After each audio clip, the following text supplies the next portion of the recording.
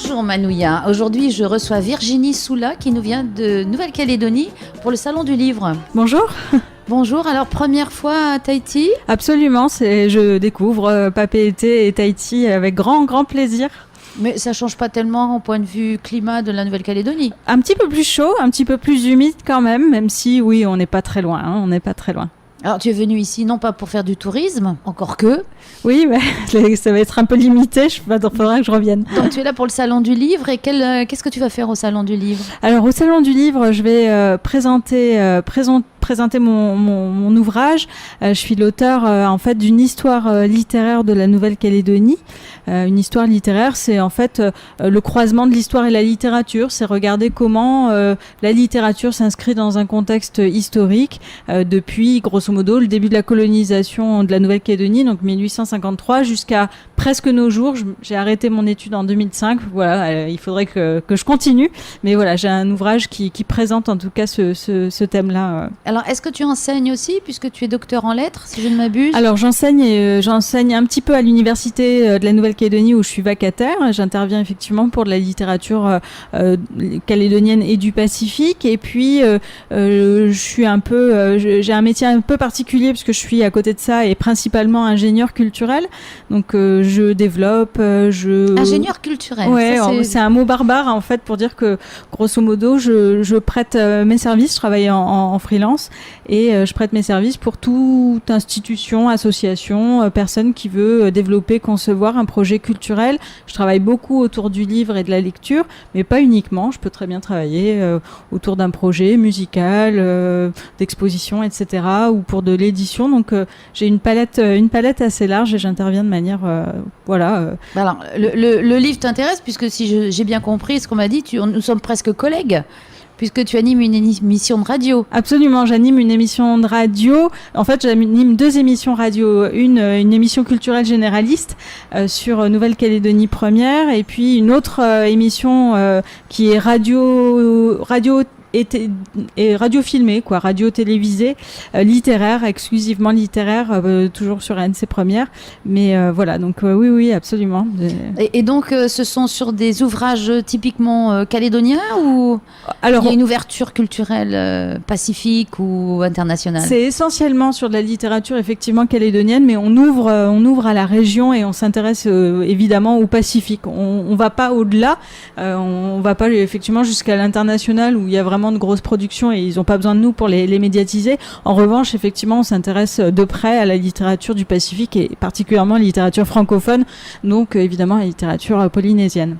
Alors, est-ce que tu pourrais détailler un petit peu ton ouvrage qui va être présenté au Salon du Livre, je suppose ? Absolument. Alors, mon ouvrage, c'est vraiment c'est un travail de recherche. Donc, c'est en fait c'est un travail de chercheur. Hein, voilà, c'est pas un roman. Non, pas du tout. Ouais, c'est un travail de chercheur, mais qui est grand public. C'était au départ ma thèse de doctorat que j'ai réduite et aménagée de manière à faire un ouvrage. Qui est quand même, qui peut être abordable. En tant que profane, on puisse lire avec plaisir et tout comprendre. Oui, normalement, absolument. Mon livre est fait pour ça, est fait pour le grand public et pour comprendre justement comment de l'arrivée de la langue française et de l'écriture qui sont arrivés avec la colonisation, puisque la Nouvelle-Calédonie, c'est d'abord une terre kanak et donc une terre de tradition orale et pas du tout d'écriture. Et moi, ce que j'essaie de raconter, c'est comment, à partir de la colonisation et de l'arrivée et du français et de l'écriture, comment on arrive à une littérature vraiment calédonienne, en fait. J'essaie de montrer comment... Oui, parce qu'il y a des auteurs calédoniens type vraiment issus de Calédonie. Voilà, des auteurs calédoniens qui soient kanak ou européens ou d'origine asiatique, etc. Parce qu'on a une population qui est multiculturelle et qui a bénéficié de beaucoup d'apports. Donc l'idée, c'est de voir vraiment qu'on a une littérature calédonienne aujourd'hui qui est vraiment ancrée dans le pays et qui s'exprime malgré tout par l'écriture et par la langue française, alors que c'est un paradoxe au départ. Alors, est-ce qu'on a des thèmes communs qui soutiennent, même s'il y a des disparités ethniques dans l'écriture, hein, je suppose. Est-ce qu'il y a quand même des thèmes récurrents ou...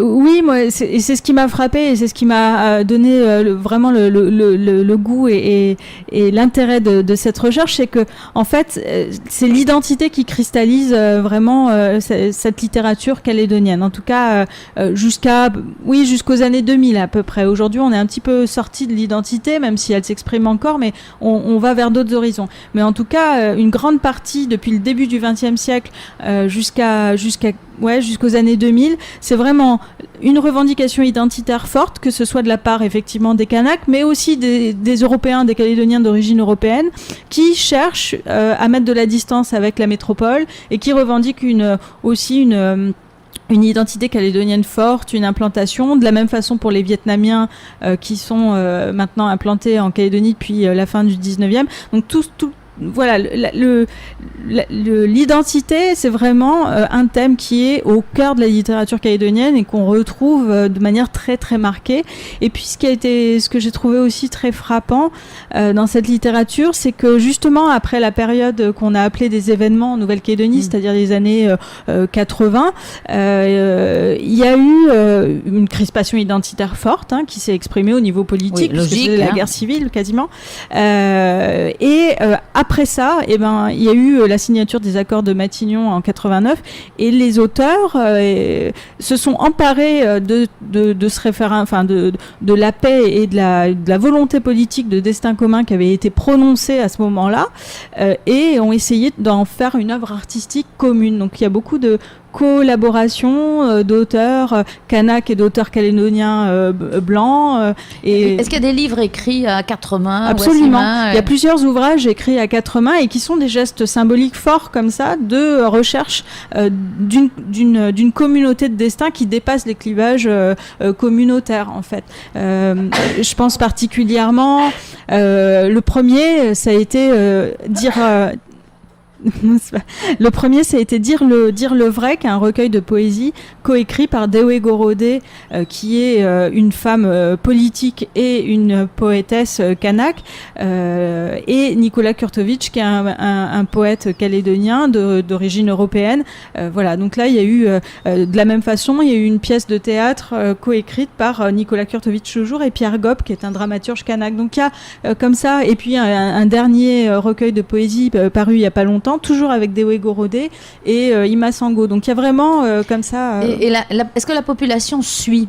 C'est-à-dire, est-ce que les gens lisent? Est-ce qu'ils vont voir les débats? Est-ce que c'est un petit cercle d'intellectuels? La population suit, mais effectivement, la lecture, c'est quand même pas une pratique culturelle forte, me semble-t-il, en Océanie, où on est vraiment quand même dans la culture orale et puis dans une culture de l'extérieur de la maison. La lecture, c'est quand même une pratique intérieure, une pratique culturelle, oui, très très intérieure. C'est l'écriture est arrivée avec les missionnaires, avec les missionnaires. La colonisation. Ouais. Voilà. Donc bon, il n'y a pas un lecteur. Il fallait meubler les longues soirées d'hiver, tandis qu'ici, voilà.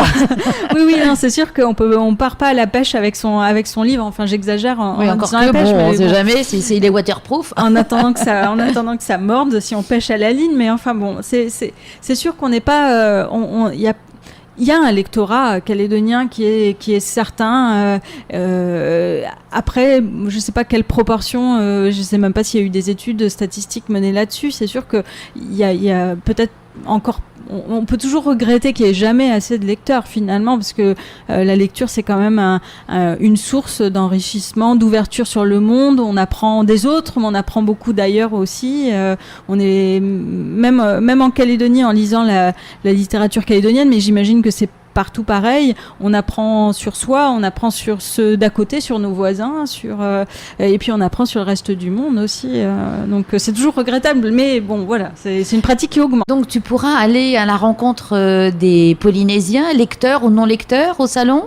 Ah bah volontiers, j'attends même que ça, de rencontrer les Polynésiens, effectivement, qu'ils soient lecteurs ou non, parce que je pense que tout le monde a sa place dans un salon du livre, justement, parce que c'est le moment de découvrir la diversité des livres, et puis je serais ravie de les rencontrer, et leur parler de littérature calédonienne, mais aussi de littérature polynésienne, puisque ça m'intéresse.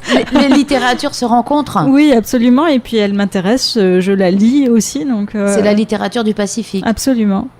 Eh bien, merci Virginie. Donc, rendez-vous jeudi. Absolument, merci à vous. Et absolument à jeudi.